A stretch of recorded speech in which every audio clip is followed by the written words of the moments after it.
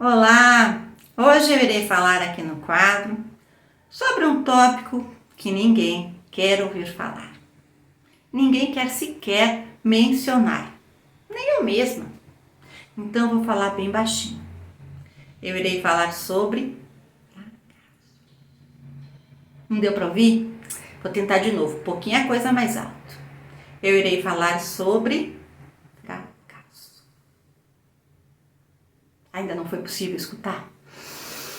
Vou tentar falar em voz normal, com todas as letras. Eu irei falar sobre fracasso. Ai, é até libertador. Na nossa sociedade, ninguém quer falar sobre fracasso. A gente sequer quer pensar a respeito.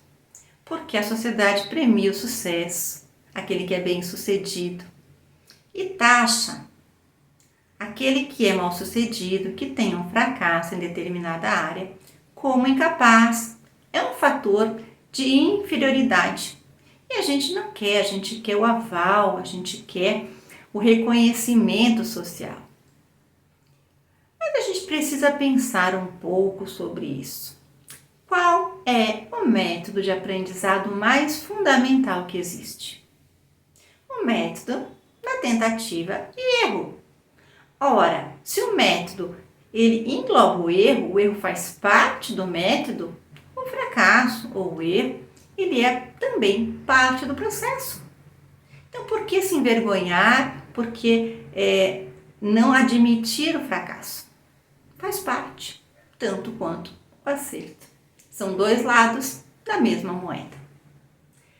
Existe um mecanismo neurológico, a neurociência nos explica, que ajuda a entender parte desta reação negativa ao fracasso. É o sistema de prazer e recompensa, em que, quando obtemos aquilo que desejamos, o nosso cérebro se inunda de neurotransmissores associados ao prazer, como a dopamina, e a gente sente aquele bem-estar.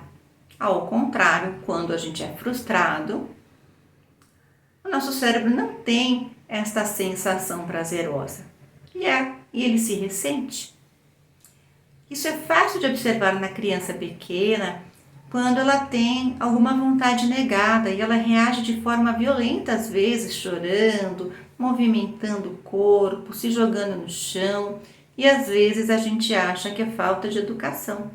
Não é porque ela não tem na sua imaturidade as ferramentas desenvolvidas para lidar com a frustração. Porém, nós adultos temos.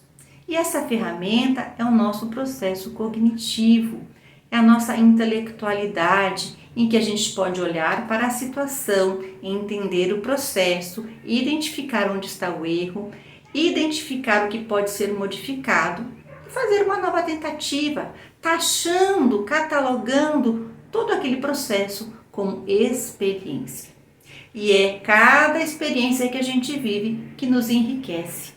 Portanto, o fracasso ele é positivo muitas vezes. Pode não ser agradável, mas ele é positivo, porque é assim que a gente aprende. Lembra do método tentativa e erro. Outro fator que nos atrapalha bastante é o medo do fracasso. Porque não gostar do fracasso, é claro, não querer falar do fracasso é compreensível. Porém, nem tentar porque tem medo do fracasso é um desperdício de tempo, porque a gente não dá oportunidade para que o aprendizado aconteça, que a experiência seja plena e que a gente se enriqueça dessa experiência. E a doutrina espírita, ela nos dá o maior exemplo que eu consigo pensar da tentativa e erro. A nossa própria existência, a nossa reencarnação. Então, somos espíritos que já vivemos N vidas, em cada uma delas, fazendo erros e acertos. Paulatinamente, tendo mais acertos que erros. Até que em algum momento, nós não erraremos mais quando formos espíritos evoluídos. É a lei do progresso. E a lei do progresso, ela precisa da experiência negativa para a gente entender. Então, muitas vezes, quando a gente sofre uma derrota, seja ela no campo afetivo, profissional, financeiro, intelectual, religioso, a gente para pensar a gente começa a entender mais profundamente a si mesmo, as situações que nos englobam, o outro que passa por experiências parecidas. Então isso nos enriquece e faz com que a gente cresça moralmente e intelectualmente. Portanto, o fracasso nada mais é do que uma ferramenta de aprendizado. E quando a gente começa a olhar sobre esse ponto de vista, ele não nos envergonha e nem nos assombra mais. E a gente pode falar livremente sobre ele. Eu espero que este vídeo tenha lhe trazido uma boa reflexão. Você nunca mais deixe de tentar qualquer coisa que deseje tentar por medo de fracassar.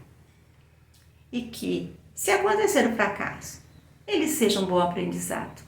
Nada mais do que isso. Se você gostou do vídeo, deixa o seu like, compartilha, ajuda muito a nossa casa. E até o nosso próximo vídeo, se Deus quiser. Tchau, tchau!